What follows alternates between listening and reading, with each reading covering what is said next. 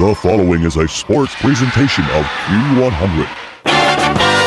Springs Valley Girls High School basketball is all the air. WFLQ Q100% exciting play-by-play coverage of Springs Valley Girls basketball. Today's game between the Springs Valley Lady Blackhawks and the Linton Lady Miners being brought to you by Legends Restaurant across from the Fountain in French Lick. Orange County REMC, your Touchstone Energy Cooperative dealer. IU Health Paoli Hospital, the only nationally ranked health system in the state of Indiana. Springs Valley Bank and Trust with offices in French Lick, Paoli, and Jasper. Springs Valley Metals, Highway 145 in French Lick, and by Smithville Fiber, now offering DSL and fast internet service to customers, another way to serve you better. And now Springs Valley Girls Basketball. Let's go courtside with Q100's Mike Hamilton and Kelly Schmidt. I just can't get it right. I don't know.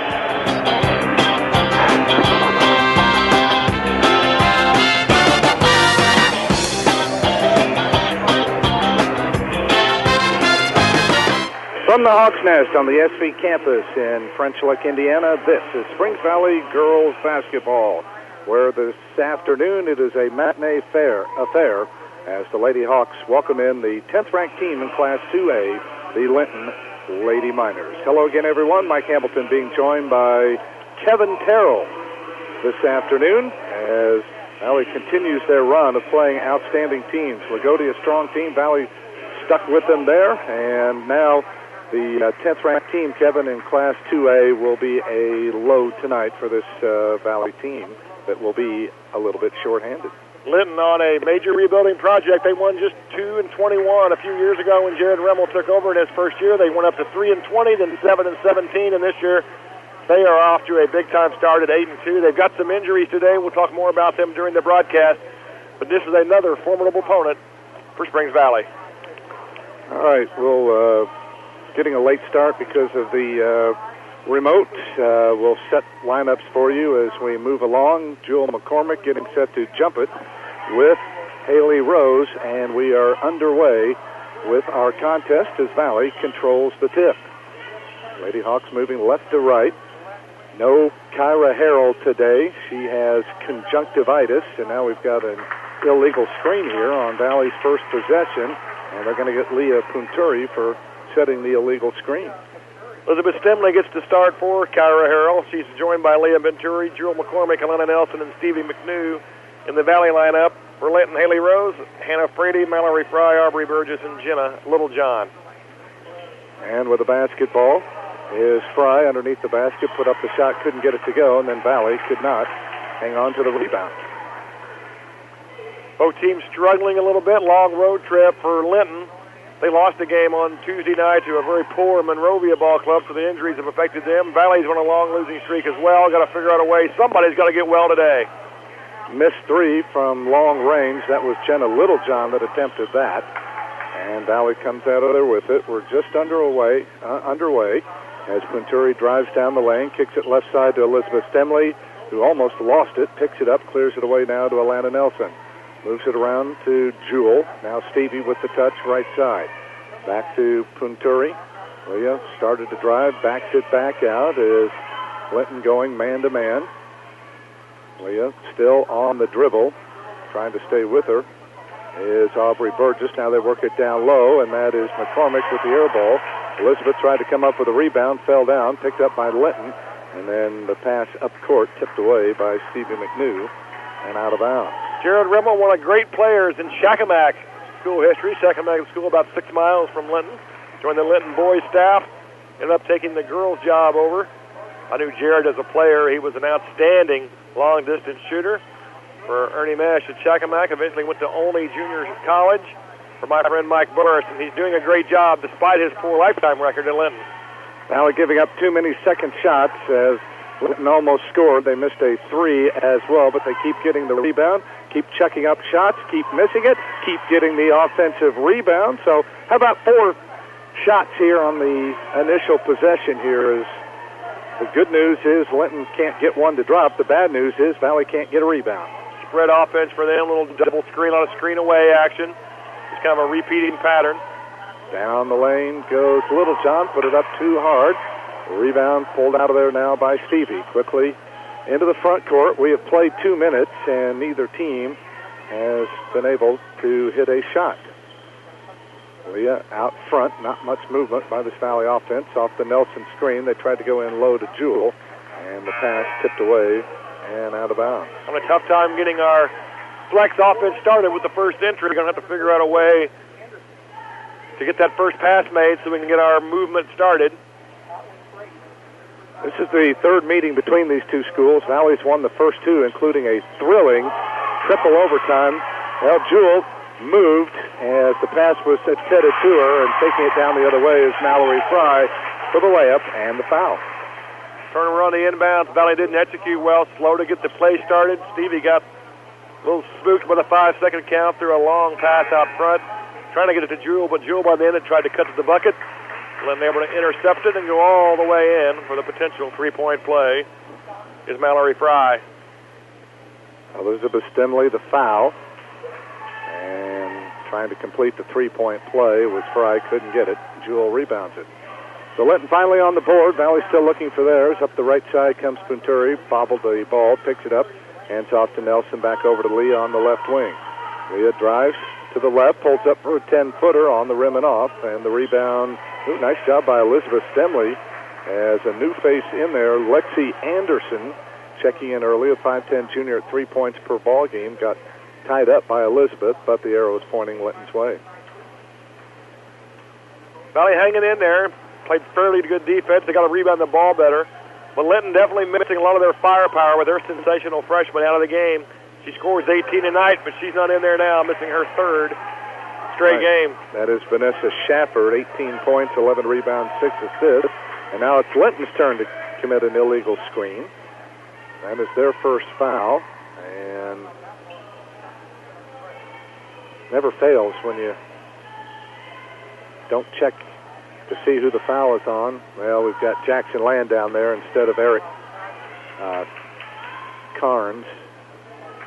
And so they're not putting the foul up. And now there's another tie-up here as Valley struggling here to get things going early. Their offense is dried up. They're just really struggling to get started. They got to get the first pass made so the pattern can begin. But they're having a hard time getting their offense started. Linton did a good job denying that first entry. And there's a reach-in foul. They tried to work it down on the block to Jewell. And we'll get a reach-around foul. I think they'll put it on Zoe Fegley. Fegley, checking into the lineup, is a 5'4 senior at a couple of points a game. Leah baseline in low, forces one up, got her own rebound, circles back out, lost the handle, and another tie-up, and this time it'll go to Linton. This game's starting to remind me of old school basketball here when you ran bitty ball back in the 80s and 90s as a jump ball about every 20 seconds. Yeah. A lot of sloppiness here early. These matinee starts sometimes can be high energy, and sometimes they can be a lot of tired legs out there and lack of focus. I think both teams struggling with that concept in the first 3 minutes. Out front is Fry, works it around now to Fegley. Now with the touch is Burgess, their heralded freshman. Here's a drive now by Haley Rose, who puts it up, count it, and one.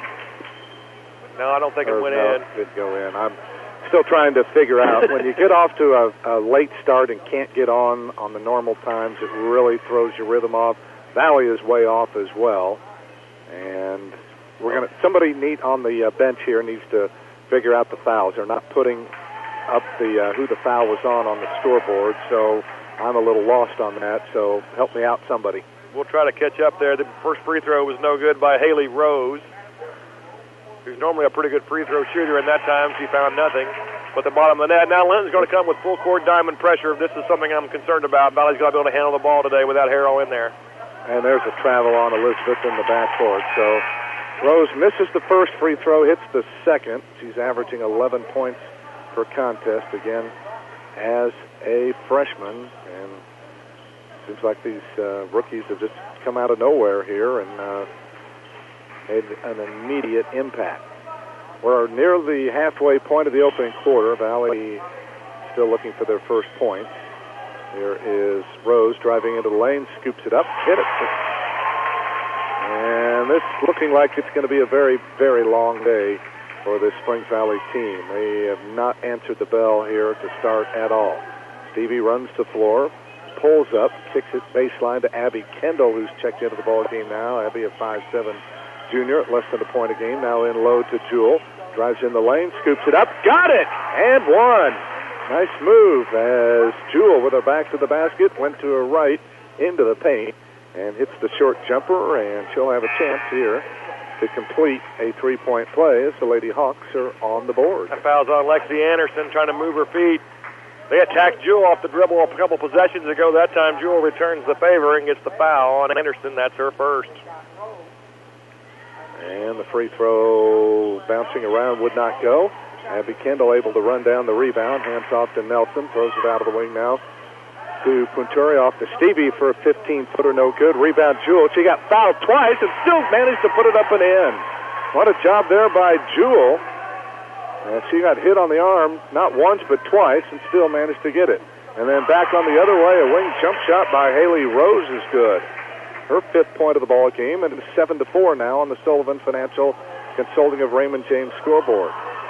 For the most part this year, the Lady Hawks have had no problems breaking pressure. Stevie drives in, puts it up too hard. Rebound, Atlanta back up, no good. Stevie gets it back, can't get it to go again. So Valley misses three shots from point-blank range, would not go. Skip pass ahead to Fry underneath the basket, couldn't get it to go. Jewell the rebound, and another Linton foul, and I think they will put this one on Lexi Anderson. And that'll be her second. And it's already 14 fouls now on Linton. As we will see now, Kaylin Warren, a 5'7" freshman, check in. This is her first ever varsity appearance. And now Alana Nelson moved, trying to inbounds the ball, and it wasn't after a basket, so that'll go as a turnover. 5 already now for the Lady Hawks. So Hannah Frady will inbounds the ball. It'll go all the way into the back court. It will, of course, not be an over and back. Picked up there by Burgess. Brings it back the other way. Pulls up for an 18-footer.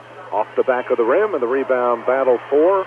And Linton comes out of there with it. You can just see all blue shirts converge, and the white shirts just stand around. Here's an 18-footer by Rose. Good again. Valley cannot stop Haley Rose, who's got 7 of her team's 9 points, and it's now 9-4. And there's a reach-in foul going on Zoe Begley, who'll pick up her second. So that is kind of a characteristic of Linton. They like to reach and hack and grab. If the officials are calling it, it'll help the opposition. If they're not, then it really gives Linton a major advantage. Hawks going to have to come out and defend Rose on the perimeter. She got that nice, beautiful, high-arcing jumper. You got to come out and guard her. Threw it to half court to Jewell, and then she tried to go up court to Abby Kendall, and it was intercepted. And then Linton turns it over, getting in too big of a hurry the other way. 9-4, 2:31 to go, opening quarter. As soon as we're done here, and we will have a very short post game. There's a tip pass that'll go out of bounds and stay with Valley, as Linton contesting everything right now. The Hoosiers and Cardinals from the Yum Center down in Louisville. Lana Nelson on the court with Leah Punturi, Stevie McNew back in there, Jewell, McCormick, and Abby Kendall. Valley only down 5. Here's Stevie on the left wing. There you go. Lobs it in low to Punturi. Lobs it back to Stevie on the wing. Can't get the shot off. Moves it around now to Alana Nelson, to Jewell, down to the corner to Abby.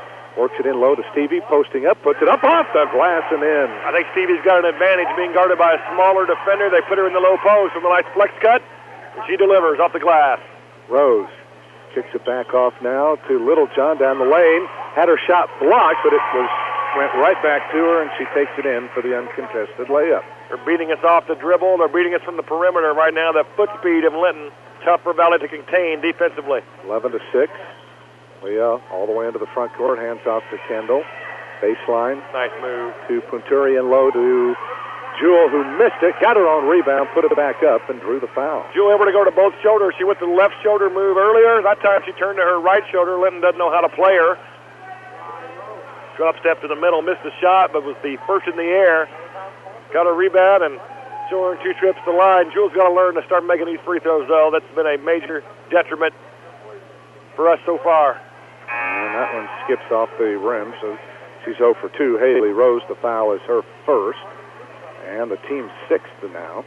I still think we can fix that as the season goes. You see today, at least I see a little smaller adjustment. She's got her feet wider, trying to give her a little bit of a stronger, more balanced base. Hasn't helped yet. Trying to cut the lead to 4 if she hits here, and this one is perfect. So the form good, the rotation good, just the accuracy is all she needs. That's her 5th point now, 5 of the 7 Valley points. She'll take a break, and Marissa Meehan checks in now for the first time, the 5'11 senior, at 3 points a game. 90 seconds left, opening quarter.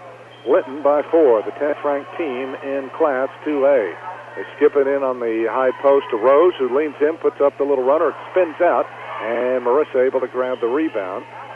Good defense that time, and Valley held Linton to just 1 shot. Leah, who was she going to? Nobody in particular, and it sails out of bounds. Alana Nelson was the closest one, as Valley again gets speeded up, and it turns into a giveaway. Got to be able to stop when you're dribbling full speed. She struggles to do that, so on the move, she threw a kind of a Hail Mary pass that went to nobody. 7th turnover on Valley. Here is Rose out beyond the arc, top of the key. Fry wide open for 3, would not go. And Abby Kendall able to pull down the rebound with under a minute to go.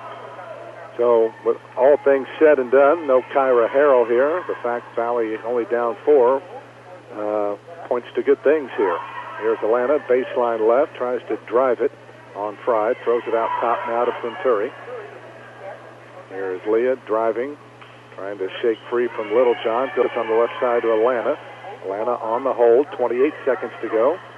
Starts the dribble, takes it left side, picks it up, looks to get rid of it, finally bounces away to Leah, and she loses it. Picked up by Littlejohn, running the floor, pulls up on the right side, won't take the shot, but it is Hannah Frady that will. She misses the 3. Marissa the rebound, and staying back behind that time was Aubrey Burgess. She's going to be guilty of a foul.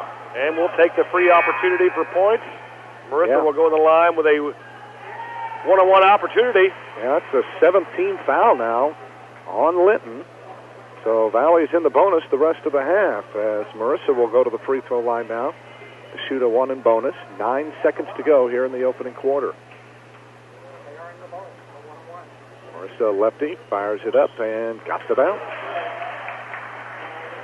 So Marissa on the board with her first point, and she'll have a chance to pull Valley to within 2. Linton scored the first 5 before Valley got on the board. It took them nearly half the quarter to do it.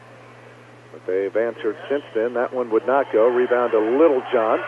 7 seconds to go. Littlejohn into the front court. We're going to get a foul here on Alana at half court. She tried to sneak in from behind and poke that away, and Alana picks up her first. It's only the 4th team foul, so not bad, because Linton will have to reset here with just 5 seconds left to try to get a shot off as they get it in now to Rose. Takes it into lane, throws up the little runner, missed it. Oh, she got her own rebound, missed it.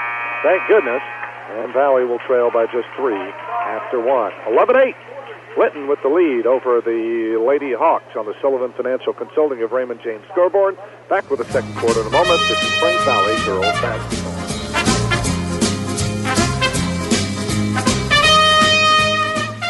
Orange County REMC is now offering you affordable protection for your home. Home security systems are available for members and non-members and will provide protection from fire, carbon monoxide, and theft. These systems are continuously monitored, so you'll have a peace of mind whether you're at home, work, or on vacation. You might even qualify for a discount on your homeowner's premium. Packages starting at $199 with monitoring starting at $24.95. For more information on these home services, call Orange County REMC at 812-865-2229. Hello, my name is Ross Key. I speak farming and represent Springs Valley Bank and Trust, a true community bank committed to agriculture. As an ag specialist, I am committed to working with our customers and supporting the economic strength of our agricultural community. I look forward to building new and lasting relationships with farmers, businesses, and the people in the communities in which we live and work. Loyal to you, your family, and your future. Springs Valley Bank and Trust. Member FDIC, Equal Housing Lender. Focused on you, Springs Valley Bank and Trust. Back we come to the Hawks Nest and French Lick. Mike Hamilton, Kevin Terrell, glad to have you along for a another edition of Springs Valley girls basketball. Seems like the Lady Hawks have been running into strong opponents, and this Linton team no exception. The Valley only trailing by 3 after 1 as they lob it in low to Stevie on the post-up, puts it up, couldn't get it to go, fights for her own rebound, tipped around, grabbed by Atlanta. She goes back up, couldn't get it. Now it's Marissa's turn. She can't get it to go. Again, Valley wanted a foul, couldn't get it. They just wouldn't call it. There's Littlejohn on the other end, and now, of course, they will call the foul here on Leah, who looked like she got a clean block on that driving layup by Jenna Littlejohn. Got to be strong and score through the contact, even if you're getting bumped. We went up a little bit shakily there, didn't get up on the glass.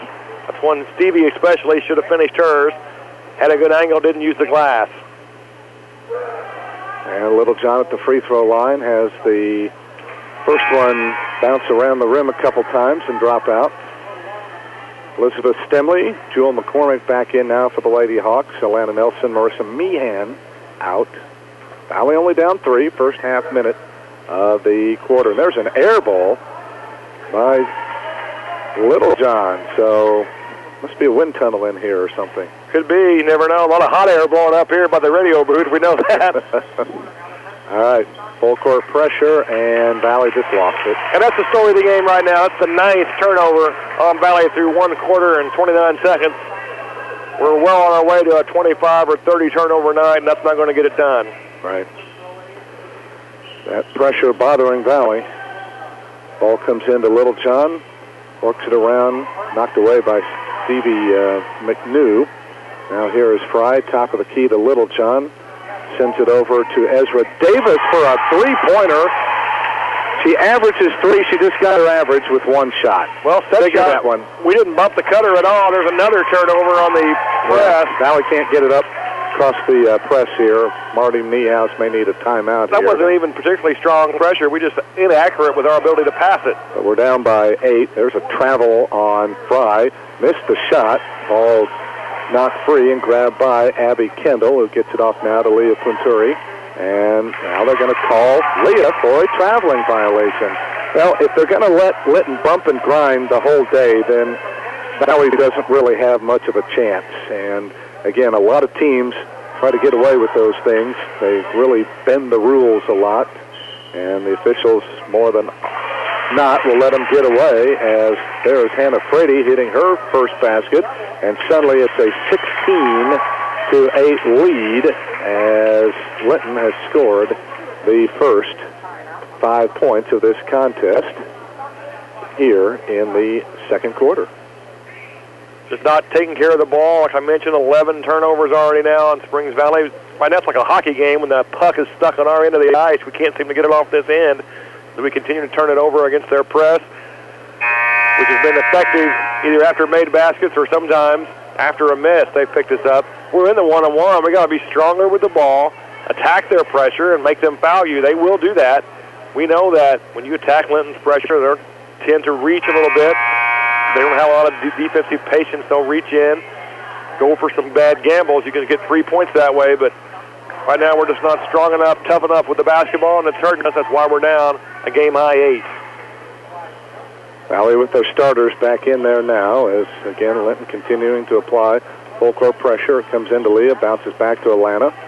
Atlanta picks up the dribble in the backcourt. Now Linton will relinquish as Leah brings it into the front court. Valley down 8, early stages, second quarter. Bounce pass left side to Stevie. Atlanta in low. Oh, it goes to Jewel. She got bumped. And, boy, Haley Rose may have picked up her second personal foul.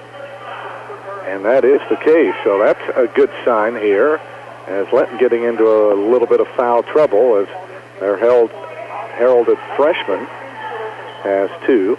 Now let's see if Jewel can make him pay. It's the 18th foul, so she'll have a 1-and-1. That looks long and no good, and Linton comes away with it. 16-8, Linton. Nice move along the baseline by Fry. Hit the bottom of the backboard, and Elizabeth Stemley comes out of there with it. 1 and done there for Linton. Leah throws it ahead and threw it away again. He's trying to lead Stevie to the corner, and Stevie just stopped. Not sure why particularly, but she stopped in one area, and the pass has led to her to the corner. I think she's probably supposed to run to the corner on a control break. Didn't.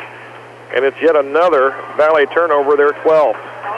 This is a Valley team that they have to be mentally ready at all times, because if not, the mistakes are just devastating. And, Mike, that's when that losing can sometimes be contagious. You've lost 4 in a row. You've played fairly well in the middle of the stretch, but you've had 4 straight losses, and you start to think maybe that gets in your head a little bit, and all the things start snowballing downhill.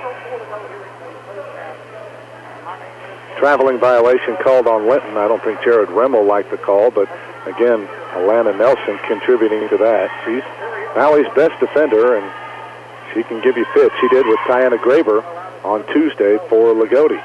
There's Stevie out beyond the arc, over to Atlanta, open from 12, and couldn't get the bounce. And the rebound pulled out of there now by Linton. This is Davis into the front court. Swings it around now to Frady. She'll launch a 3. It is short.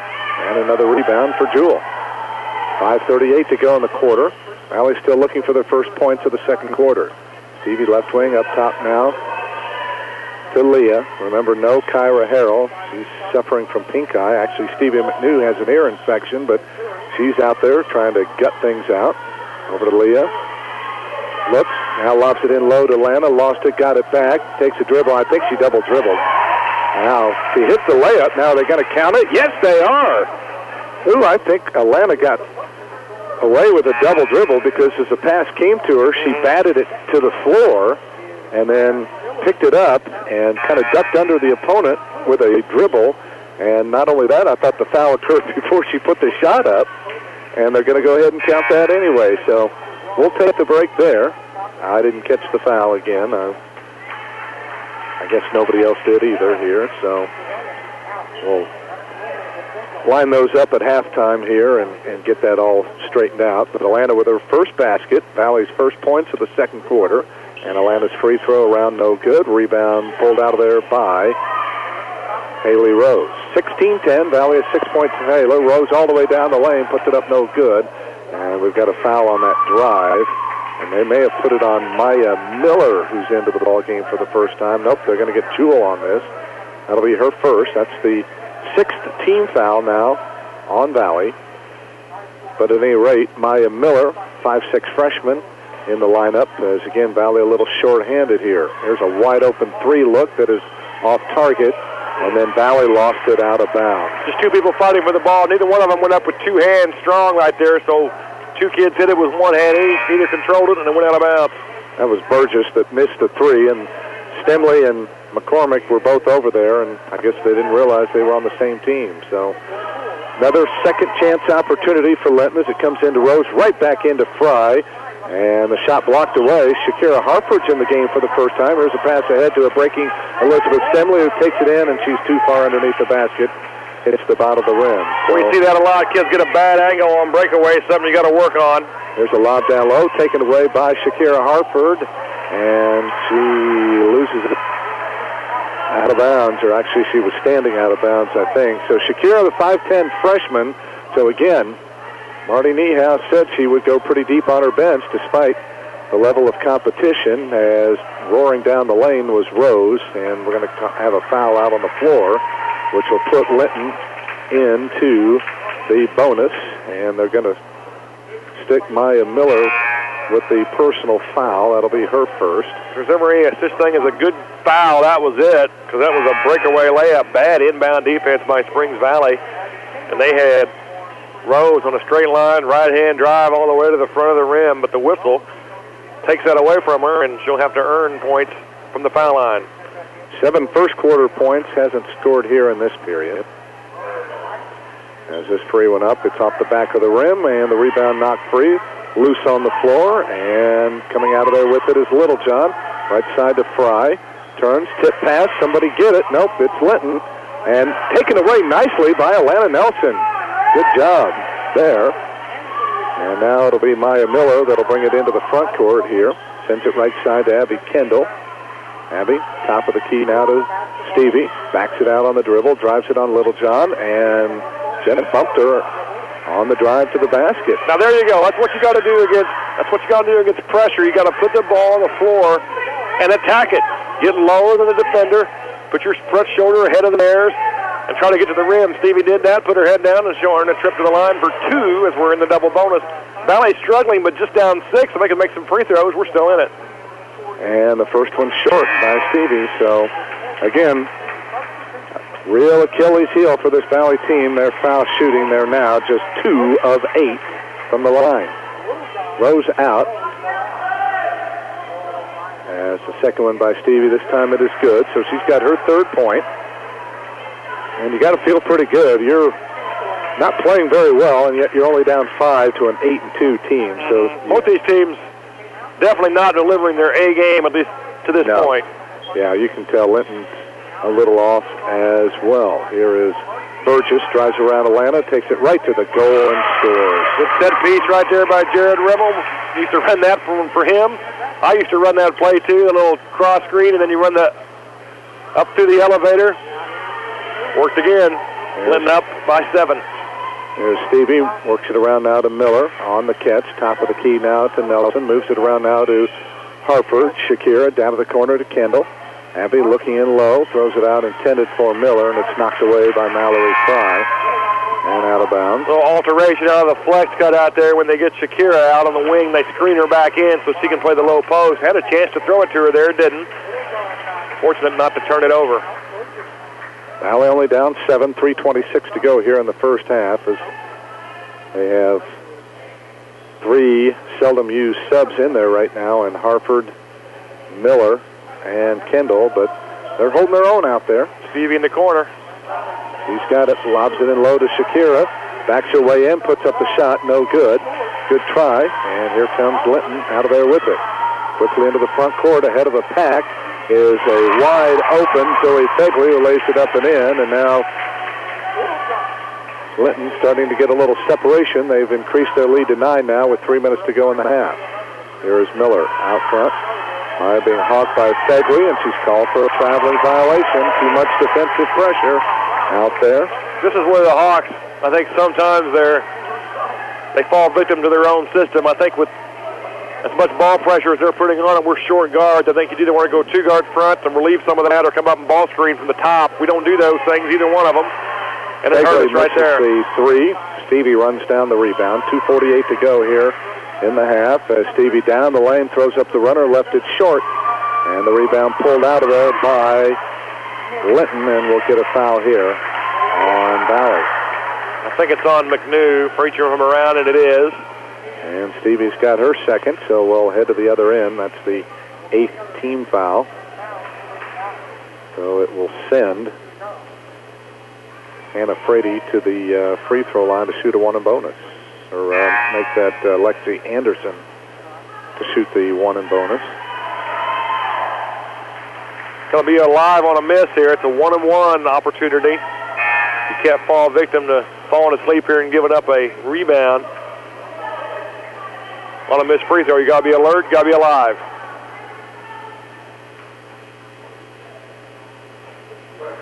And the free throw too hard there, and Elizabeth Finley grabs the rebound.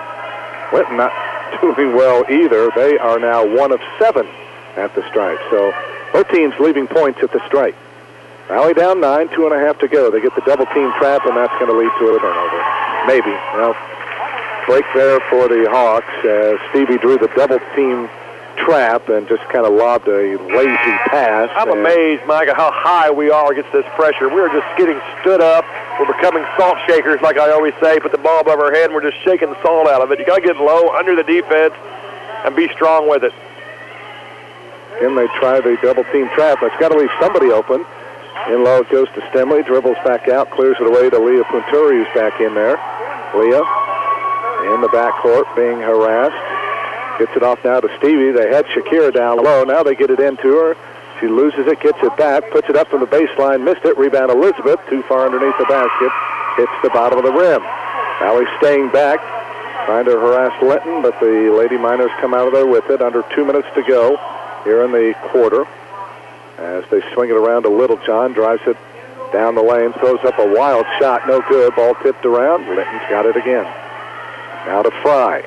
Down to the corner it comes off here to Ashton Powell, who's checked into the ball game now. So both teams going deep. In low, they post up. Fry knocked away nicely there by Leah Punturi, picked up by Stevie. They've got Atlanta ahead of the pack, and Leah, in too big of a hurry, lost the handle. Now we've got a foul called here. Well, let's see who. I think it's going to be on Linton. And it's going to go on Jenna Littlejohn. That'll be her second.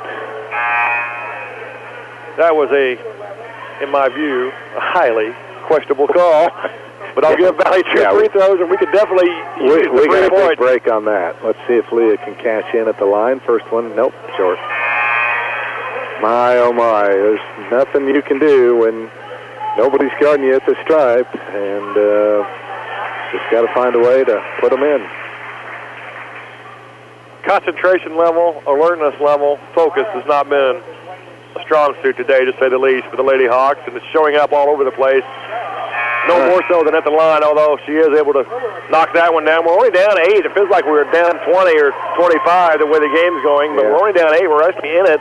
Right. If we could string together a good finish to this quarter, we can have some momentum going to the second half. But, man, it's ugly out there now. Yeah, a lot of Valley starters getting some rest here as Marty going deep in her bench. So good to see these kids being put into the pressure cooker, and so far they haven't responded too badly.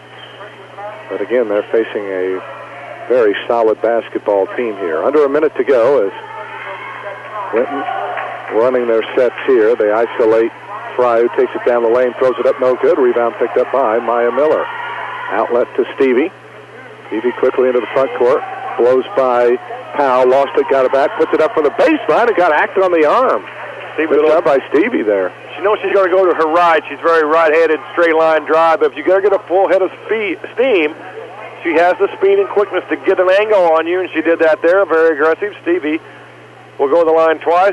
I also like the little Tiger Woods fist bump there. After that, she's pumped up. We need some energy out there. We do. If we don't have any, Stevie can provide it. And she gets the first free throw to drop. That is her 4th point.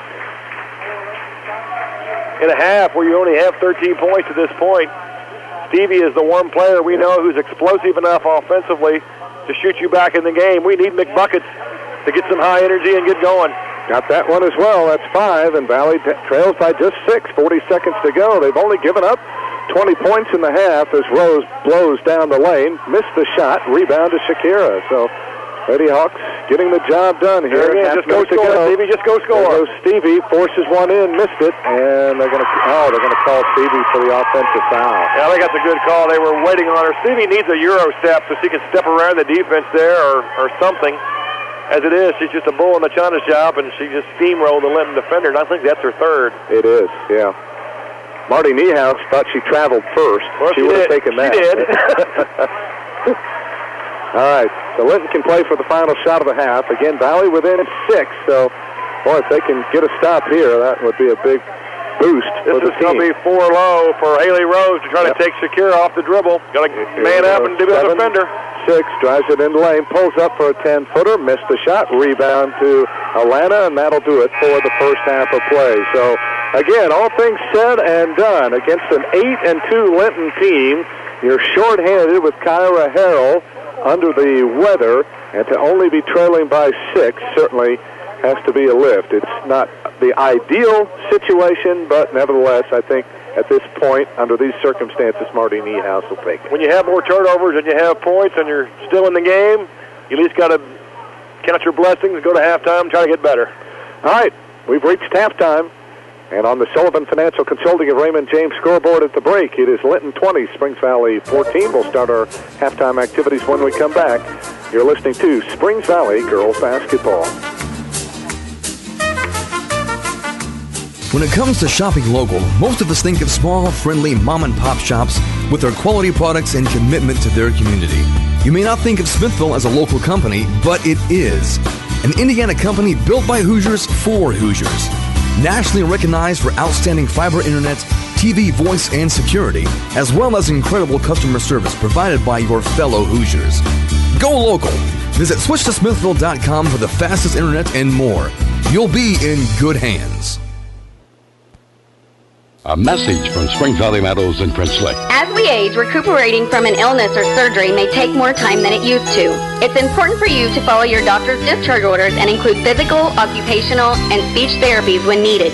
Skimping on post-hospitalization therapy can cause potential falls and infections. So do it for yourself and do it for the ones you love. The road to recovery begins at Springs Valley Meadows and French Lick, where caring people make the difference. Call us at 936-9991. Go Blackhawks and go to Springs Valley Supply on Highway 145 in French Lick. Stop by for top quality Valspar paints for interior and exterior protection. And see the line of Cabot stains for steps and decks at Springs Valley Supply, your steel dealer in French Lick. Go Springs Valley Basketball and go to Babcock Motors, Orange County's only new car dealer. See the new Chevy Equinox and the big inventory of used pickups at Babcock Motors, your Chevrolet dealer in Orange County. That's Babcock Motors in Orleans. The folks at Judy Meehan and Associates Real Estate in French Lick are big on Springs Valley girls basketball, and they're big on serving real estate buyers and sellers in Orange and the surrounding counties. Stop by their office on College Street in French Lick and see what's available, or call Judy Meehan and Associates at 936-7300.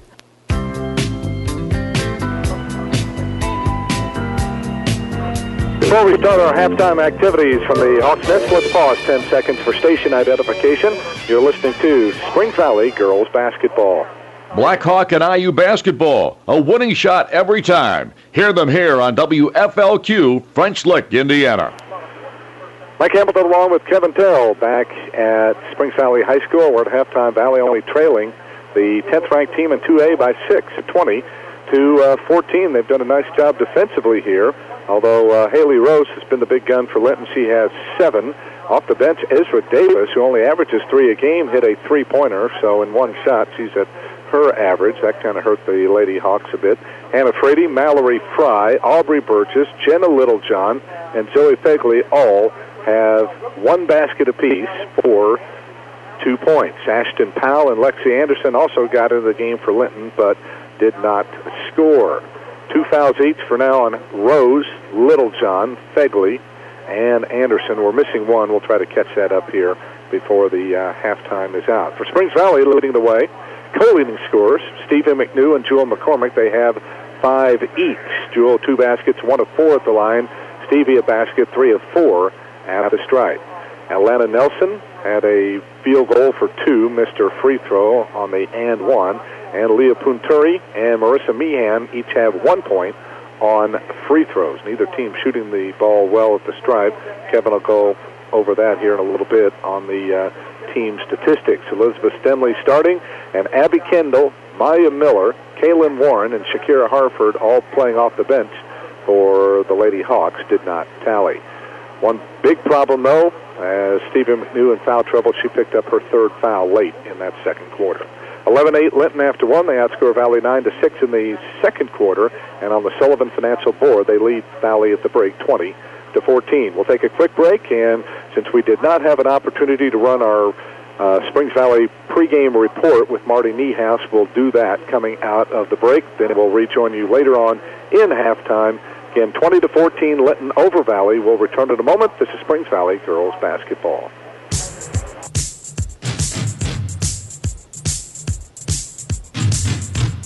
Legends Restaurant in French Lick is your ultimate destination for any special occasion you might have. Birthdays, wedding receptions, anniversaries. Legends has the party room, the supplies, and best of all, the great food you need to pull off that perfect event. And it's not too soon to be thinking about their big New Year's Eve bash featuring a live DJ, party favors, and a free toast at midnight. Book your holiday parties now by calling 936-6338.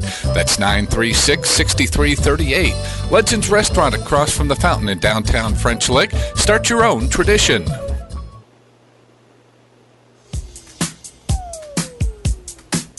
This is the Springs Valley Girls Basketball Report with head coach Marty Niehaus as the Lady Hawks play host to Linton. Well, coach, as we go back to Tuesday night, taking on a pretty good Lagodi team and really had them down much of the ball game. You got their leading scorer in foul trouble and right there to the final couple minutes, and then just didn't seem to finish as well as I'm sure you would have liked. Yeah, we got out to a great start, which has not been the case in some of our other games. We got ourselves in a hole, and those games had to fight our way back. We did the opposite the other day. Got out to a good start, got a nice lead, and then kind of let it evaporate there at the beginning of the third quarter. Played kind of even the rest of the game, but then at the very end, just they were able to convert on a few turnovers, and that was that.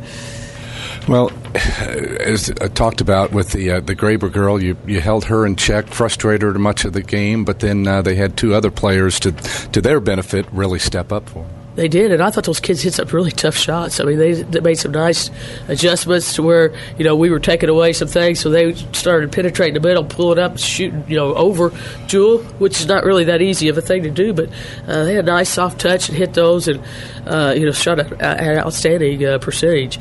So, it wasn't like I felt like it wasn't like we just totally collapsed. They kind of rose up and did what they had to do.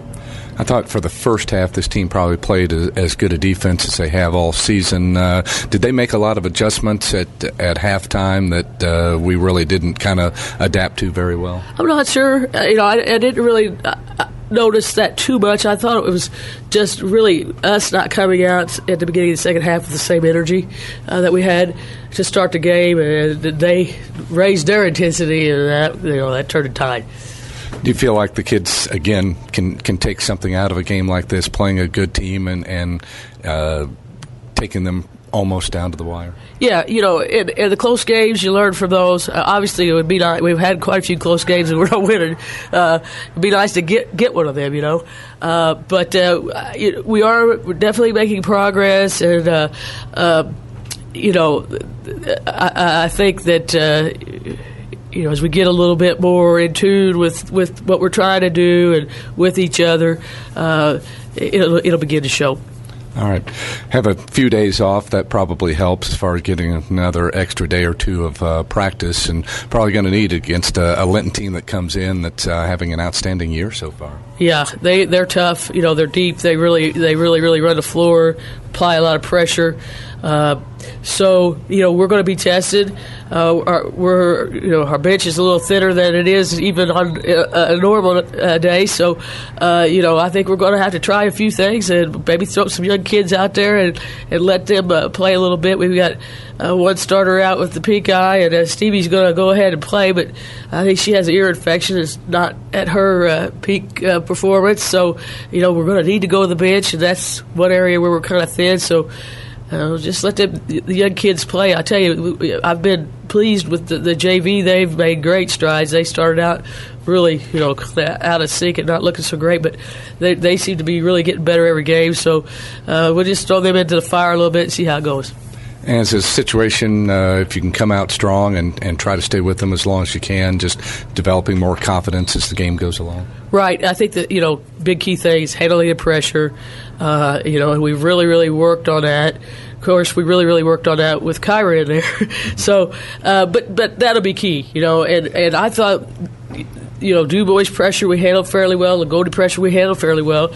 I think this will be maybe a little bit more intense, a little bit higher speed of play. So hoping to see, good poise against that. All right, let's hope the kids can respond. Coach, thanks for joining us. As always, go out and get them today. All right, thanks, Mike. And this has been the Springs Valley Girls Basketball Report with head coach Marty Niehaus as the Lady Hawks take on Linton. We'll have more of our pregame in a moment. This is Springs Valley Girls Basketball.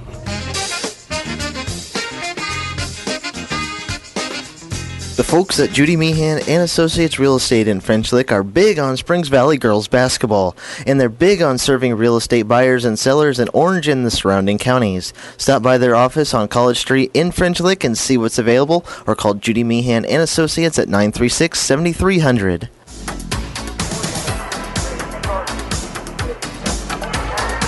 Back again at the Hawks Nest in French Lick, getting ready to begin the third quarter. Valley will put their original lineup out there. Stevie McNew, Alana Nelson, Jewel McCormick, Elizabeth Stemley, and Leah Punturi. It's Mallory Fry, Aubrey Burgess, Hannah Frady, Haley Rose, and Jenna Littlejohn. As Rose right around Jewel for the little jump hook in the lane. Well, if I know Jared Rimmel, and I do, he's going to start going to his best player and tried to put this game away early, and he did it right there as he got the ball to Rose in the low post. Nice right shoulder, left-handed move, delivered it over Jewel, and they're up 8. Linton applying trapping half-court pressure. Atlanta works it in low to Jewel, leans in, puts it up, couldn't get it to go. Boy, somebody went over the back of Elizabeth and got away with it. Valley comes up with it anyways. They work it in low to Jewel, and it's stolen away by Frady. Here's Linton on the break into the front court. Burgess can't get the shot. Backs it out to the wing, and they'll reset the offense. Danger here, Mike. We're on the verge. They're getting really put away. In the lane, throwing up a wild shot there was Rose. A little out of control there. Almost got it to go. There's Stevie back the other way now. Clears it away to Leah. Back to Stevie. Minute into the third quarter. Valley trails by 8. Get low and strong with the ball, kids. Don't put the ball above your head. Work it in low to Jewel. Kicks it back out to Leah. 3 on the way is no good. Rebound, Elizabeth back up, no good. And the rebound being tapped around, and Valley just not aggressive enough to pick it up. Here's Little John back the other way. She'll just roar it down the lane, and we'll get a reach-in foul here on Leah. We had a chance for a putback bucket there, couldn't deliver it. And then Linton able to run it up on a miss, beat us down the floor. That's got to be concerning for the coaching staff to get beat that quickly down the floor. Little John took it all the way to the front of the rim, and she'll go to the line twice. And Valley starters had a lot of rest. Boy. Well, they're going to get some more at this point. Yeah, Leah with her third foul will come out and into the lineup now. Making her first ever appearance is Abby Lewis, 5'6" freshman. So, again, Marty Niehaus going deep in her onto her bench, and that one rolls around and manages to drop through. Linton now just 2 of 9 at the foul line, or this would be a much bigger lead for the Lady Miners. Into the front court, good spin move by Stevie. Stops on the wing, throws it back out to Abby. Right side pass to Elizabeth. Back to Abby. Top of the key now to Stevie. Valley still looking for their first points here of the third quarter. Each period they've started out slow. Now Abby for 3, and that's an air ball, and will go out of bounds. Like the rotation on the shot, she just needed a little more muscle behind it. Yeah, I'd do better if it had been about a couple feet higher. It was straight on line, just didn't get it there, and Valley just continues to struggle to shoot. They're under 20% for the night. In fact, in that first half, Valley shot just 4 out of 21 for 19%. That's not any better now to start it. Rose around McCormick in low, missed the shot. Rebound pulled out of there by Atlanta. She gets tied up here by Hannah Frady, and the arrow pointing Valley's way. Valley shot 4 out of 21 from the first half, 19%, just 6 out of 13 from the line, and turned it over 15 times. Lucky not to be getting blown out here by Linton. There's Stimley. Oh, threw it right into the hands of Fry, who takes it back the other way, backs it off the glass, and in. You called it just right, just absolutely threw it right to her. There's Stevie into the front court, hands it off now to Atlanta. Top of the key to Abby Lewis. Won't take the 3 this time. Backs it out. Lost it. It was tipped. She picks it back up. Looks to get rid of it, and it's picked up by Stimley. Got to be strong with the ball, kids. And there's a reach-in foul, finally. Well, I'll tell you what, this Linton team really over-aggressive, and they're really starting to frustrate Valley, and the officials are going to need to make sure they maintain control of this game. That's the third foul on Littlejohn, so she'll come out replaced by Zoe Fagley. You know, but because they're so belly-to-belly with you, they're easy to drive by. You just have to bend your knees, get low, strong with the ball, rip it across your body, and take a step past them and go to the rim. Oh, and Atlanta threw it away. Tried to go down low to Jewel McCormick, and probably Manute Hole couldn't have corralled that one. Well, we're averaging about a turnover a minute, and that's the third turnover of the quarter, 18 of the game, and just a little over 18 minutes of play. 25-14. Linton with the first 5 points here of the third quarter, as Valley had a poor start to each of these first 3 quarters. They've recovered, but again, they've got to be ready to go. Nice feed down low. Missing the shot was Fry. Boy, she had a hold of Jules on the ball. There you go. Turn it out, let it. We got people up the floor. Let's go. Yeah. Well, Linton just staying back and guarding, and the officials are just making sure that they draw blood before they even call a foul. That one is through the hands of Stevie, so yet another Valley turnover. Here's Burgess running the floor. pulls up for a three-pointer and hits it. And that's going to prompt a timeout, not by Marty Niehaus, but by Jared Rimmel, as Linton now has started to pull away here as they have extended their lead to 28-14 with the first 8 points of this third quarter. Yeah, the class of Linton is starting to show up. They're 8-2 for a reason, and they're just outplaying us right now. We're just playing a very poor game. Linton shooting it poorly, but I don't know that they're playing poorly. They were just 9 out of 34 in that first half, 26%. 1 out of 7 from the line in the first half, 14%. That enabled us to kind of stay in the game for the most part, but now that they've come out and made some jumpers, they're starting to pull away. In fact, they've doubled us up now, biggest lead of the game, 28-14. And Marty Niehaus has no choice but to put their starters back in now.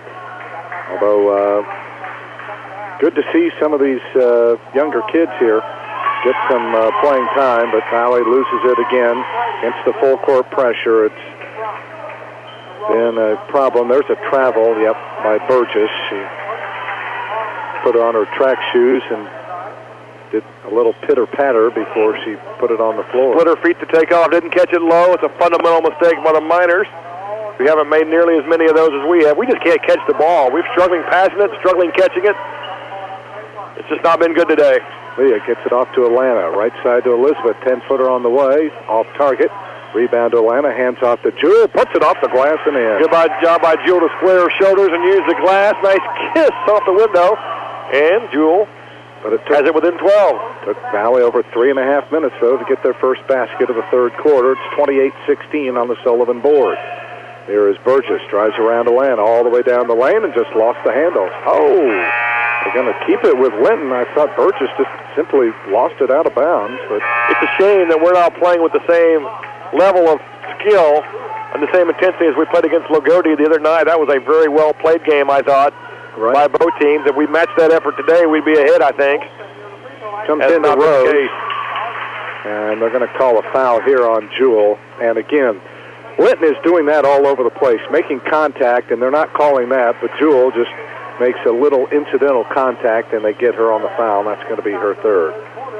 Down to the corner, Burgess, 3 no good. Atlanta Nelson able to corral the rebound. So it stays a 12-point deficit. Atlanta works it around now to Stevie. Up fakes, drives it to the baseline, turns, lobs it in low to Jewel. Nice little move in low, missed the shot, but did draw the foul. Good job by Stevie. She went to her left. That's not a preferred thing, but they got there in position to make a post-entry pass to Jewel, which she did. Jewel made a nice little left shoulder mover to the middle and earns 2 trips to the line with a strong post move. And that foul on Haley Rose is her third. I think she'll come out as the free throw good by Jewel. Good to see that. See if Jewel can string a bunch of free throws together and earn her confidence from the line. We've talked about it on numerous broadcasts. Her struggles from the line aren't even a lot of points on there. She's doing a great job of getting position to get fouled, but she's got to figure out a way to finish these plays off with free throws. And, well, I thought maybe she might bank that one, but it was off target. And there's a little skip and a travel, but wide open in low as Lexi Anderson puts it up and in. Transition, they beat us down the floor and once again get early position inside, and Anderson able to get the easy finish. Running the floor is Stevie. Ball knocked away. Again, she got fouled. Again, they don't call it. Now down low. Here's a shot up by Burgess. No good, but they'll sure find Atlanta Nelson for the foul. So again, a lot of one-sided calling here. And Valley not getting the benefit of the calls. Atlanta Nelson with her second foul, and Aubrey Burgess at the free throw line here to shoot a pair with 3:14 to go in the third quarter. And that one is short. Well, I'm sure Jared Rimmel is going to have heartburn tonight as he's hanging out at the J7 restaurant in Linton, where he partially owned. He's one of the 7 J's. He'll be eating wings and crying into his beverage. But their foul shooting today, it's been very poor. Jared was shot 90% his senior year, one of the best in the state. But his team today is shooting it poor. They'd be way ahead if they were better from the line. That one, though, does fall in. You're right. They are just 3 out of 11. Here's a lob baseline to Stevie. Quick 10-footer, good. Stevie gets her second basket of the contest. That's 7. 31-19, Valley trying to hang tough here with 3 minutes to go in the third quarter. Down by 12, Burgess. Almost a steal by Stevie. Here is Brady, pulls up from the wing and knocks down a jumper. Stevie would have had that if she used her other hand. Bad fundamental there on the wing. Gives Brady the open drive, and she hits the little stop-pop 15-footer. Leah down low, puts it up, left it short. Rebound pulled out of there by Anderson. She's tied up, and the arrow will give it to Linton. Again, another point-blank shot by us. Can't get it above the rim, didn't use the backboard. We can't finish inside. When you're behind, you got to finish those plays right around the basket. It's too hard to score otherwise. Too tough to get it down there. Just couldn't get it up high enough off the glass to get an angle. Abby Lewis will come in now. A little offense or defense for offense. Lee's got those 3 fouls. Flashing out with the basketball is Ezra Davis. Drives down the lane. Couldn't finish. Rebound to Marissa. Outlet to Alana. And now Abby will run the point here. Nice little crossover move. Bounces away to Stevie. 16-footer on the way would not go. Offensive rebound by Alana. Post up Marissa. Turns. Little 10-footer. Oh, couldn't get the bounce. Alana the rebound back up. It wouldn't go. And now what do we have here? A foul. And I think they got Stevie. I didn't see the play, but I saw a Linton player on the floor there, and I think Stevie out of frustration. And that's what Linton is doing right now. And again, just another situation here where the officials, by not calling those close fouls, are causing Valley players to get frustrated, and they're trying to retaliate a little bit. You got to keep your composure, though. That was just a discard right there by Stevie. A little two-hand throw down on the offensive glass. Got to keep your head about you a little bit. Well, she's got her third foul now. And with 1:50 to go, it's a 14-point Linton lead. And over it comes now to Burgess. Drives it all the way down. Scoops it up, overshot the goal. Rebound Anderson. Back up. And good. Valley fails to check out and gives up yet another second chance opportunity. 35-19 now. Linton with the lead. Bounce pass right wing to Abby Kendall, who's back in there. Abby tries to go in low, and we'll get a reach-in foul here on Aubrey Burgess. Oh, that was a pretty good call. The Linton crowd doesn't agree. I was going to say, they're a bunch of crybabies over there as they have gotten all the calls here tonight, and yet they scream bloody murder on something as obvious as that. Just the third team foul. It is the third on Burgess, so Valley will play it in, and it's tipped, and Valley will let it go out of bounds. Boy, Elizabeth wanted to touch that ball, but she was standing out, and she smartly just let it bounce out of bounds. Now it comes into Marissa down to the corner. And trying to get the ball back to Elizabeth, but we didn't do it. Now we're all trapped in the corner. Now they work it in low, and they're going to call a foul here, as I think Anderson and Stemley kind of collided heads there. That was a weird situation. They'll put the foul on Anderson. That'll be her third. Amazing that they did that, considering Anderson's 6 inches taller than Elizabeth, maybe more. She was bent down trying to get it. Yeah. So he leaves the game. She's shaken up a bit. Yeah, she got the worst of it. Elizabeth appears to be okay. I guess we know for sure that Elizabeth's hard-headed now. Ball comes in the corner to Leah. Steps back, launches a three. Get in there, it does! And a foul's going to be called on Linton, I think, away from the ball. Right. So give Valley the ball back.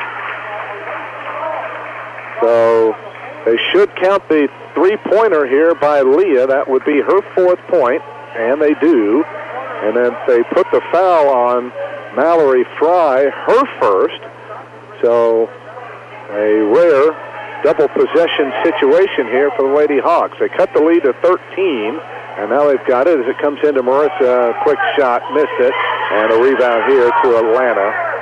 And again, temper starting to get the better of both these players out here, as Atlanta's going to pick up this personal foul. That'll be her third, and that is team foul number 5. So each team has 5 team fouls, and now Marty Niehaus smiling there as she talks with the officials. So apparently she's satisfied with the call. I don't think Jared Remmel is too much, the Linton coach. Minute to go, third quarter. Linton up by 13 as Fry drives into a double team, hands off to Littlejohn, drives it right, stops, pass tipped. Oh, Valley can't get it. Now what do we have? A timeout called by Linton. Comes with 51 and a half seconds to go, third quarter on this matinee affair from the Hawks Nest. 35-22, Linton leading Valley on the Sullivan Financial Consulting of Raymond James scoreboard. We'll step aside and return following this 30-second timeout.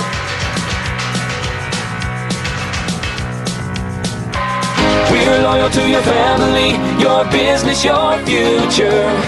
Focused on you, Springs Valley Bank and Trust. You'll love our helpful staff, our warm and smiling faces. Latest tools and services delivered by the friends you trust. We're loyal to your family, your business, your future. Focused on you, Springs Valley Bank and Trust. This is Springs Valley Junior shooting guard Stevie McNew. Now back to more Lady Blackhawk basketball with Mike Hamilton on Q100. 51 and a half seconds to go, third quarter. Linton with the basketball. They lead by 13. By the way, in junior varsity action, congratulations to Brad Bledsaw as the JVers picked up their first win of the year. They're now 1-5. They were down early in that one and came roaring back and held on for a nice 47-43 victory. So good to see the JVers pick up their first win of the year. Yep, Coach Bledsoe puffed up after the game. They needed a win to kind of validate what they're doing in practice every day, and they're able to get one, so that's good news for the younger Hawks.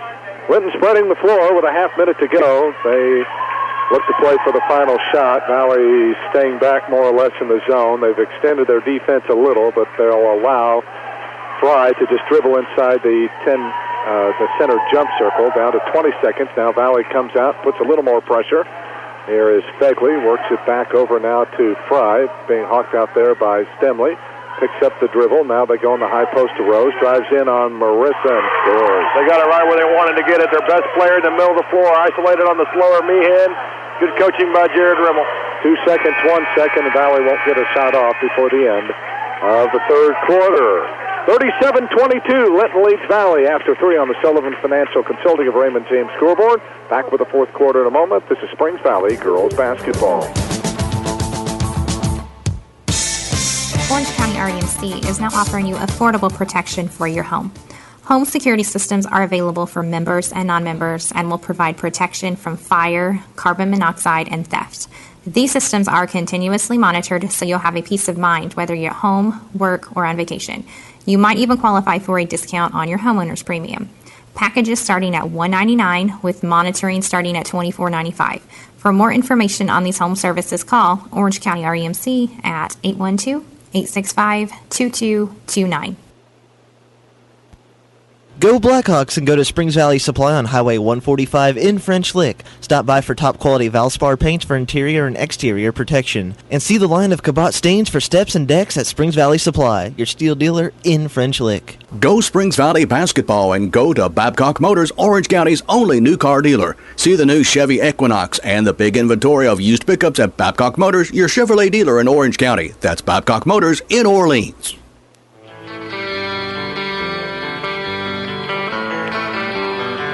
With Kevin Terrell and our statistician, McKenna Purley, Mike Hamilton at the Hawks Nest in French Lick is Valley doing battle with the number 10 team in Class 2A, Linton, having an outstanding year at 8-2, even though they're missing their leading scorer, a freshman, Vanessa Shafford. Valley's without Kyra Harrell. And there's a good job by Jewel McCormick. She got the ball fed to her in on the post, and then she lost it, and it was going out of bounds. She was able to wing it off of the Linton player, and out of bounds. Nobody retrieved it. Now they work it into Jewel. Turns, goes off the glass, couldn't get it. Fights for the rebound, tapped around, and it is Rose that comes out of there with it. She leads Linton in scoring with 11. For Valley, their leading scorer is Jewel. She's got 8. They're in their spread now. They're going to work on their delay game and make Valley have to come out and guard them man-to-man. It's going to be tough for us to do so. And they give it to a cutting Mallory Fry, who takes it in from the left side and lays it up. and in. We've been trying to play zone, but we don't have the foot speed to be able to play man. They know that. They're going to spread us out. It's going to be a long fourth quarter, I'm afraid, unless we can figure out a way to manufacture some stops. Oh, another power move underneath, Jewel McCormick. So trying to school the freshman Haley Rose, took her right to the rack, and that is 10 points now for Jewel, so she becomes the first Valley player to hit double figures, 39-24. Rose baseline to Fegley from 16 feet on the left side. That is good. So nice when you use your center in Rose to handle the ball in the middle of the floor. She drove against Jewel. We had to help off of her. They fed to the short corner, and Fegley got the jumper to go. Leah down the lane, throws up the runner, no good. Fight for the loose ball, and they're going to say it's off of Valley. Like the idea by Leah, just put it up a little too strong. Now Stevie back in, Elizabeth Stemley out, and we're going to see Yesenia Gilmore check in now for the first time, the freshman replacing Alana Nelson. So a lot of youth out there on that court. Wasn't that a movie a few years ago, the Yaya Sisterhood or something like that? So we have her in there now. See if she can help the sisters. All right. Valley managed to come back from a 17-point deficit. Sure can't hurt to try her. Here's Rose running the weave off now to Fegley. Down to the corner to Burgess, drives around Yesenia, kicks it back out to Fegley for a 16-footer that is short. Good block out there as Abby Kendall comes up with a rebound. Under 6 minutes to go. Valley down by 17, trying to change that to Stevie, but her shot from the wing comes up a little bit short. And the rebound pulled out of there by Mallory Fry. So every start to the quarter has been slow for Valley as Rose takes it right in on Jewel and puts it up and in. No thorns on that Rose for Linton. Haley Rose going right to the front of the rim. Little in and out dribble with her right hand, delivered the bucket. Oh, what a feed. Leah, weak side pass off to a cutting Stevie McNew. Takes it in from the left side for the Bunny. Down the lane, and missing the shot here is Hannah Frady. Valley down 17, 43-26.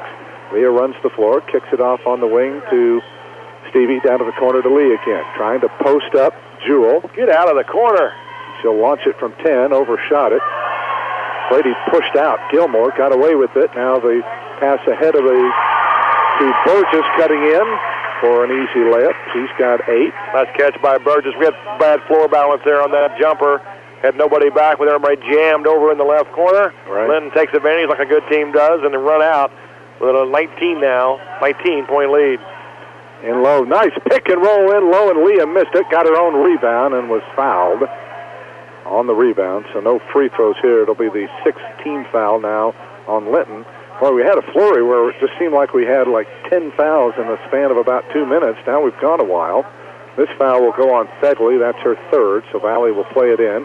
Comes in baseline to Leah. Takes a couple of dribbles, puts up the jumper, no good. And Fegley able to come out of there with it on the rebound to Rose. Quickly ahead now to Burgess on the left side, and she'll back it back out. 4:20 to go, and now Rose for 3. Oh, my goodness, he hit it. Wow. If you don't come out on her, and Jill didn't want to, she wants to stay in the paint, but Rose can space you out, and she hit the trailing 20-footer. Nothing but the bottom of the net, high arcing shot. Rose has Linton rolling. 16. Here is Stevie deep on the left wing, looking inside, top of the key to Gilmore. Yesenia turns, so weak pass stolen away by Rose, and she'll take it all the way to the other end for the basket. That was a junior varsity type pass there. There didn't have much on it. Can't get away with those at this level. Rose just baited her in it and took it coast to coast, and Linton is pulling away big time. She's got 18, and this one's gotten away from the Lady Hawks. 3:51 to go, fourth quarter. All Linton here this afternoon, 50-26 on the Sullivan Financial Consulting of Raymond James scoreboard. We'll continue with more Lady Hawks basketball right after this.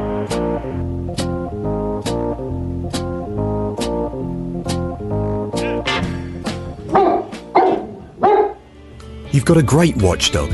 He barks every time someone comes to the door, devoted to your protection. But he can't lock your doors, turn on your lights, or set the temperature of your house. However, those things are part of what a Honeywell Lyric home automation system from Smithville Security can provide. Keep your dog and all other things you love safe. Visit smithvillesecurity.com today to discover how affordable peace of mind can be. Simple, smart, safe, Smithville. This is Springs Valley Senior Center Marissa Meehan. Don't miss a second of the action of the Lady Blackhawks basketball by keeping it tuned here to Q100.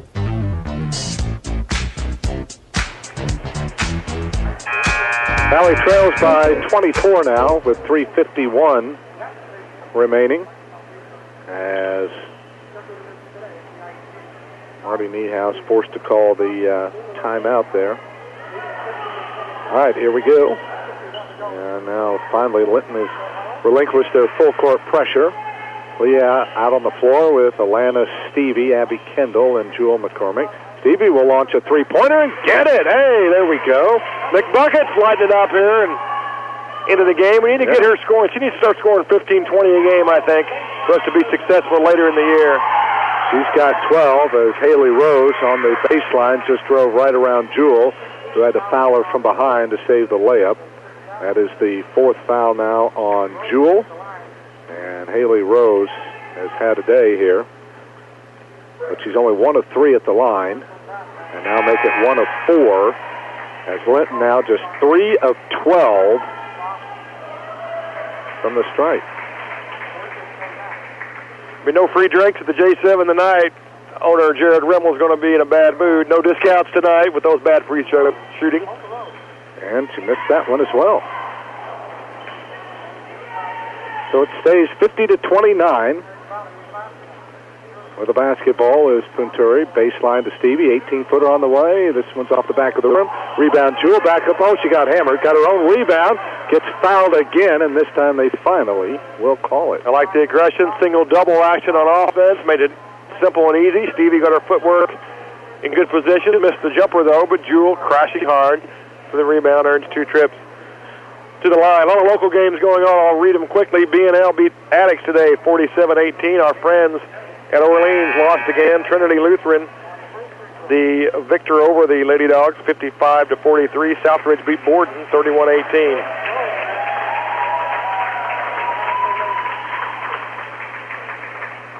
Jewel misfires on the first one. Second one on its way. Looks good. It is good. So 11 now for Jewel. Stevie's got 12. Those have been the 2 thrusts for Valley here today. Oh, Leah fell down, and that leads to a three-point try that is missed by Burgess. Leah with the rebound, back the other way, kicks it off right side to Stevie, who takes it all the way in, puts it up, good, counted, and a foul. Stevie with a little wrong foot layup there, kind of did that to create contact with the Linton defender, who tried to block it and was unable to do so against the awkward release Stevie put up there. And because of it, she kicked it off the window and so earned a trip to get the old-fashioned three-point play. And see, this is what I like about this Valley team. They're down a bunch, probably won't come back, but they're still fighting right to the end, playing hard. Anderson the foul, her fourth. Stevie tries to complete the three-point play, and she does. Like bowling pins out there on that free throw. 5 people hit the dirt. Nothing happened. Ball went in. No rebound at all to get. Yep. Stevie with 15. Valley scored 7 in a row. It's 50-33. So maybe the comeback a little too late, but I like the life in this Valley squad. They're continuing to play hard out there. And there's a steal by, well, Abby, and now we're going to have a foul here on Zoe Fegley. She kept warding off Abby Kendall as they were going for the loose ball. Good job by Abby with the anticipation. And she'll get a trip to the free throw line here. I think it's the 19th foul, so it'll be a 1 and bonus. Fegley with her 4th personal foul. Boy, if this were a close game, Linton would really have some serious foul issues. It's a 17-point lead right now, and Abby will try to change that here. As she fires up the free one, missed it, rebounded Jewel, and she is held on to. Boy, it was Hannah Frady that just about took her arm off as Jewel tried to go back up. So Frady with her first. Valley getting to the free throw line. At least they are doing better at the line than what Linton is. Lady Hawks right now are 9 of 18 and make it 9 of 19 as Jewel cannot get that one to go. That rebound gives her 10 for the day. That puts her in double-double territory. She's been active and aggressive as she always is. Second free throw is good. And that is 12 points now for Jewel McCormick. It's an 8-0 run now for the Lady Hawks, 50-34, but it just looks like time's pretty much going to run out on the Lady Hawks. But again, you like their fight out there. There's a foul on Atlanta. Linton running that weave out along the perimeter, and Atlanta reaching in. That'll be her fourth foul. Both teams are going to have to learn going forward that steals come outside the man. They do not come interior where the body of the offensive player is where the ball is. You got your steals outside the body, outside the man. Atlanta right there just reached in, the textbook definition of reaching in. Free throw missed by Burgess. Rebound to Jewel, and a foul called here on Linton, or are they going to call it on Jewel? It's on Valley, I think. And they're going to call Jewel for an intentional foul. And again, just frustration here. And again, the officials not taking control of this basketball game, and Jewel's visibly upset. She obviously didn't mean to do it, but again, when players are staying back like that and intentionally trying to rile you up, and Haley Rose finally hits the free throw.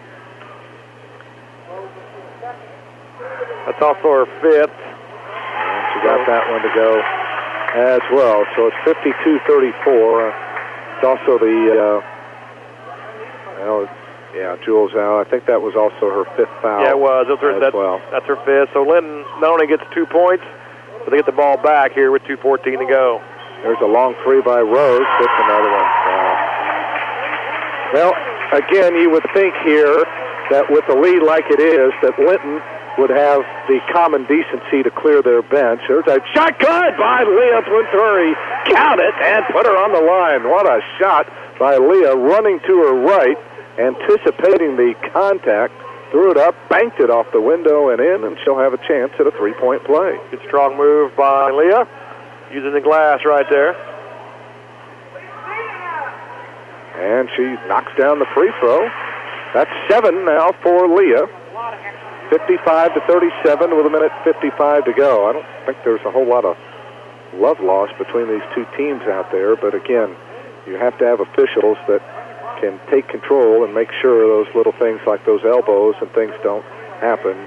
That was probably a retaliation move by Jewel. I may not condone her actions, but at the same time, when you're baited like Linton has been doing, then those things are going to happen. And they allow Rose to go all the way to the goal. She missed a layup, however.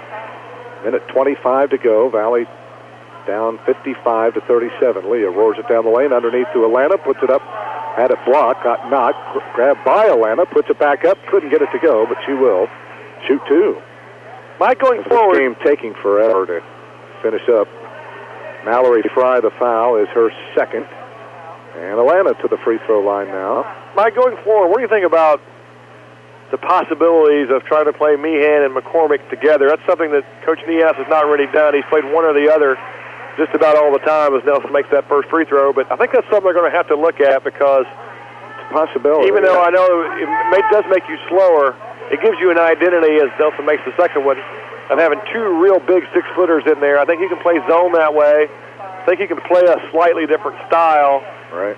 And I think, especially with some injury trouble that we're having, they're clearly two of our best 5. I wonder if we might see that later on. Both free throws good by Queen Atlanta. Atlanta being crowned queen at homecoming festivities in the Valley Boys' 21-point victory over Crothersville last night. And now Linton has spread the floor. We're down to the final 45 seconds in this one. Again, as soon as we're done here, we'll take you immediately to the Yum Center in Louisville as the Hoosiers taking on the Cardinals. Linton will go to 9-2, but I don't think this final score really indicative of the way things went for Valley here tonight. They had, again, stretches of brilliance. They did struggle a bit against the press, and that's something they'll have to work on, but again, there's no reason to push the panic button. There's a foul on Leah. That'll be her fourth. And now, finally, with 19 seconds to go, you'll clear your bench. Wow. Okay. Abby Brownfield. Morgan Green. Trying to get an ovation from his crowd for his starters. That's the genesis of that. And this is going to end up being, Mike, just the second time Marty Niehaus has lost 5 consecutive games. She had a 5-game losing streak at Forest Park that ended on December 6th, 2012. She's about to have her second 5-game losing streak of her illustrious career today. Mallory Fry misses that one. Let's see if Valley can crack the 40-point plateau. 15-footer by Leah is no good. Rebound grab by Littlejohn, and that'll do it. We're down to the final 5 seconds here in this one. So Linton goes wire to wire here tonight, but again, Valley very short-handed without the services of Kyra Harrell, who suffering from pink eye. A couple of the other Valley players sick as well. They give it a gallant effort, but they fall to the 10th-ranked team in Class 2A here this afternoon. We'll be back to recap all of today's action in a moment. The final score on the Sullivan Financial Consulting of Raymond James scoreboard, it was the Linton Miners 55, the Springs Valley Lady Blackhawks 39. You're listening to Springs Valley Girls Basketball.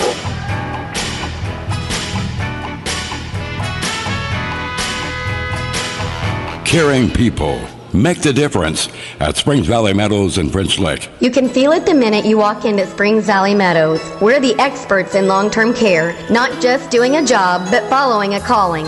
We're here to help you and your family find answers, solutions, and peace of mind. In fact, we become an extension of your family. For more information about Springs Valley Meadows, Highway 145, French Lick, visit ascseniorcare.com. Or call Springs Valley Meadows at 936-9991.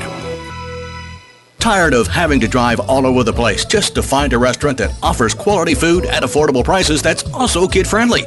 Surprise! There's one right in your own backyard. Legends Family Restaurant in French Lick has a variety of menu items designed to satisfy even the most discriminating appetite, including the best wings around, all at prices that won't wreck the budget. And Legends has a kids menu that'll have the little ones wanting to come back for more. They even have a large party room to help you pull off that special event for anywhere from 2 to 200 hungry people. For reservations, just call 936-6338. Legends Family Restaurant across from the Fountain in downtown French Lick. Start your own tradition.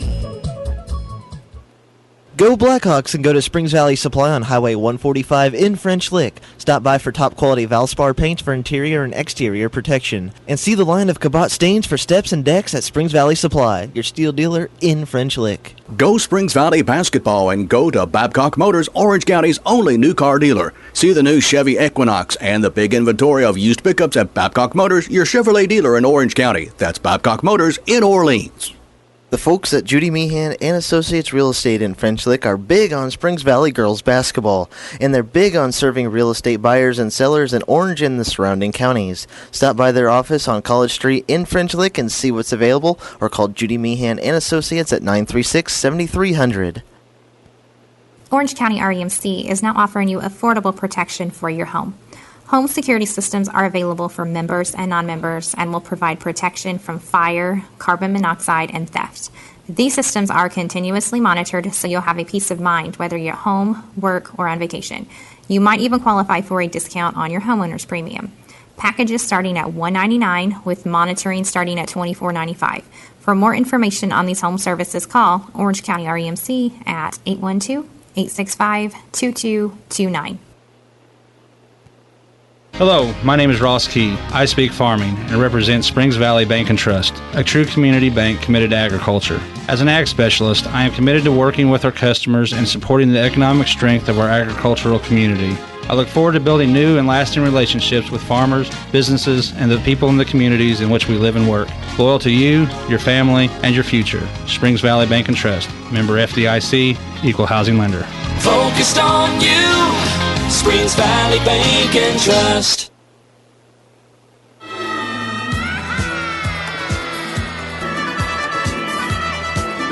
Before we continue, let's pause 10 seconds for station identification. This is Springs Valley Girls Basketball. Blackhawk and IU Basketball, a winning shot every time. Hear them here on WFLQ, French Lick, Indiana.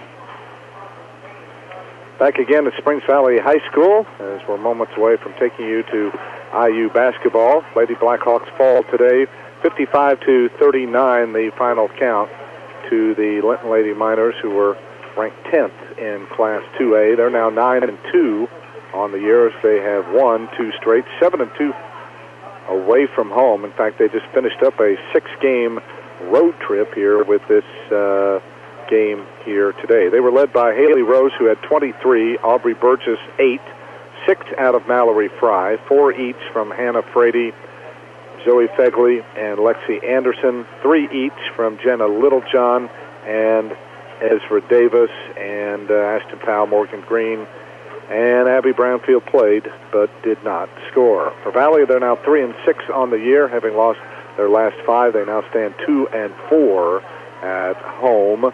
They will play 8 of their next 9 games now on the road. Their only home date will be the Wednesday after Christmas when Perry Central comes in. Good efforts tonight from the 2 double-figure scorers. Stevie McNew finishes with 15. Jewel McCormick had 12 before she fouled out. Leah Punturi with 7. Alana Nelson had 4 in the contest, and the other point belonged to Marissa Meehan. But in talking with Coach Marty Niehaus, she knew she was shorthanded without the services of Kyra Harrell, and with the JV team getting their first victory, she wanted to try to use some of her kids off the bench, and she did so. Elizabeth Stemley getting the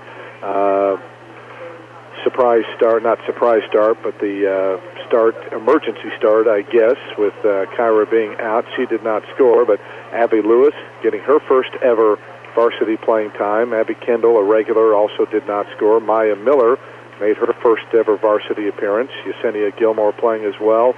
Shakira Harford, who had 21, including 12 in the fourth quarter in that JV win today that gave the Lady Hawks B team their first ever win, also saw some time, as did Kaylin Warren, another freshman. So Marty Niehaus high on this young group, and they kind of got their baptism by fire against a really, really good team. So again, Stevie with 15 and Jewel with 12 leading the way. 11-8 Linton after 1, 20-14. Valley was within 6 at halftime, but Linton scored the first 8 points of that third quarter to run the lead out to 14 at that point, and they continued to pull away as they led 37-22 after 3 and go on to the 16-point victory here this afternoon. We'll take our final break and wrap things up with some final thoughts before we head out to IU basketball in a moment. This is Springs Valley girls basketball.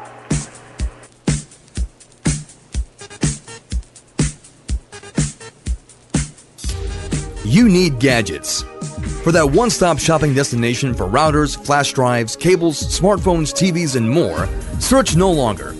Our technology-powered by Smithville store is conveniently located in downtown French Lick at 505 South Maple Street. If you prefer to shop online, browse our online store at smithville.tech. That's smithville.tech. Getting what you need is just a click away. That's smithville.tech. A message from Springs Valley Meadows and French Lick. As we age, recuperating from an illness or surgery may take more time than it used to. It's important for you to follow your doctor's discharge orders and include physical, occupational, and speech therapies when needed. Skimping on post-hospitalization therapy can cause potential falls and infections. So do it for yourself and do it for the ones you love. The road to recovery begins at Springs Valley Meadows and French Lick, where caring people make the difference. Call us at 936-9991. Legends Restaurant in French Lick is your ultimate destination for any special occasion you might have. Birthdays, wedding receptions, anniversaries. Legends has the party room, the supplies, and best of all, the great food you need to pull off that perfect event.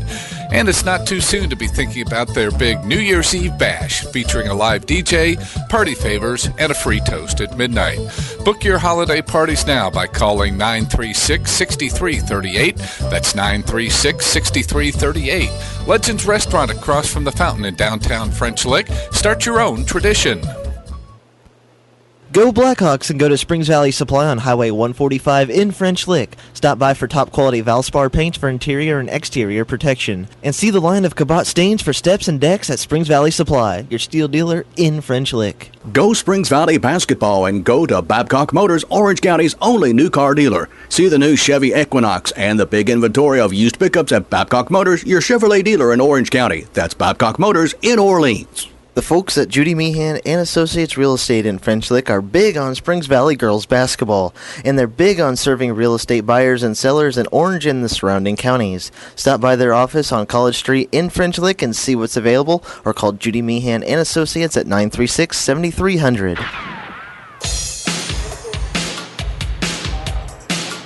Back for the final time at the Hawks Nest as Valley falls today to Linton 55-39. Another struggle with their shooting here, just 24% for the game on 12 out of 49. They didn't take a lot of threes. They were successful on half of those, 2 out of 4, and improved on their free throw shooting. They actually hit 6 out of 8 there in the final quarter, but were only 56% for the ball game. Linton, though, got it up to 40%, 23 out of 59. They were 4 of 14 from downtown. They really struggled with their foul shooting, just 5 out of 17. Good news, though, the Valley did out-rebound Linton 44-32, including an 18-8 edge off the offensive glass, but committed more than 2.5 times the turnovers as Linton turned it over just 8 times, and Valley had 22. All in all, though, under the circumstances, I thought the Lady Hawks hung in there, and they even had an 8-point run there in that fourth quarter play, so it showed that they didn't fold up the tent or anything like that. So good to see that, but they still come up and fall short. You know, you more or less stayed healthy. You competed for a while against a high-quality ball club. Just basically too many turnovers. Didn't shoot the ball well enough, and too much Haley Rose for Linton. You know, the Miners are going to be a major force to contend with in that 2A sectional. And if they can win that with their size, with their youth, they're going to be a program that's going to be a force to be reckoned with for quite a while, as they're very, very young. I feel for them. I understand what they've gone through. Their program was one of the worst in the state for many years. Their girls basketball was abysmal. It was just as low can get. Jared Rimmel has built it up to this point. They have done a great job with their youth programs. They've earned what they've got, and they should be proud of what they're building in Linton, as they've been great at other sports, and now they're starting to become great at girls basketball. All right. Back to the drawing board for the Lady Hawks. They'll have another tough one. As we said, 8 of their next 9 now will be on the road, starting at Bloomfield on Thursday. Our next broadcast, a week from today, we'll have the matinee affair. We'll be at the Doghouse as those two Orange County rivals collide one more time. That should be a good one. Both teams struggling at this moment. Need to figure out a way to win. Hopefully they can win a couple games before they get there, each one, or at least one. But no matter what the records are next Saturday, we know that's going to be a dandy. Both those teams love to beat each other. All right, here today, though, Valley falls to number 10 in 2A Linton as Haley Rose scores 23 to lead the Lady Miners. They're now 9-2 on the year, 7-2 away from home. Valley paced today by Stevie McNew, who had 15 despite playing with an ear infection. Jewel McCormick added 12 before she fouled out late in the ball game. Valley drops to 3-6 now on the year, 2-4 here at home. This was just the third meeting ever between these two schools. The series started 2 years ago. Valley won that one handily. They won that triple overtime affair last year up in Linton, and this was the Lady Miners' first win here in the series. And as we mentioned earlier in JV action, Brad Bledsoe's team picked up their first JV victory of the year, 47-43. They came from behind to do it as Shakira Harford scored 21 points, including 12 in the fourth quarter, as the Lady Hawks improved to 1-5 on the B team level. Well, as always, we're grateful to our many advertisers who have allowed us to bring this game into your home car business, wherever you might be tuning in. And we're especially appreciative of the cooperation we've received from our participating schools. So we send a thank you to the administration and coaches for both Springs Valley and Linton High Schools. We hope you've enjoyed today's broadcast as much as it has been our pleasure and privilege to bring it to you. Don't forget, coming up next, we'll join In Progress, IU and Louisville. And then join me and Aaron Freed tonight. We'll be down in Ramsey as the Orleans boys take on the North Harrison Cougars. Airtime 7:15 with tip scheduled for 7:30. For our studio engineers today, Randall Ham and Adam Hole. Our statistician for today's contest, McKenna Purley. And for Kevin Terrell, this is Mike Hamilton bidding you a fond and pleasant farewell from the Hawk's Nest in French Lick, where this afternoon's final score on the Sullivan Financial Consulting of Raymond James scoreboard was the Linton Lady Miners 55, the Springs Valley Lady Blackhawks 39. This is Springs Valley Girls Basketball. WFLQ, the sports voice of the Valley, thanks you for listening to today's game. Today's presentation has been brought to you by Legends Restaurant across from the Fountain in French Lick, Orange County REMC, your Touchstone Energy Cooperative dealer, IU Health Paoli Hospital, the only nationally ranked health system in the state of Indiana, Springs Valley Bank and Trust with offices in French Lick, Paoli, and Jasper, Springs Valley Metals, Highway 145 in French Lick, and by Smithville Fiber, now offering DSL and fast internet service to customers, another way to serve you better. High school basketball presentation of Q100 Sports. You can best show your appreciation for this broadcast by telling and patronizing our sponsors. You're listening to your power station for sports, Q100 WFLQ French Lick.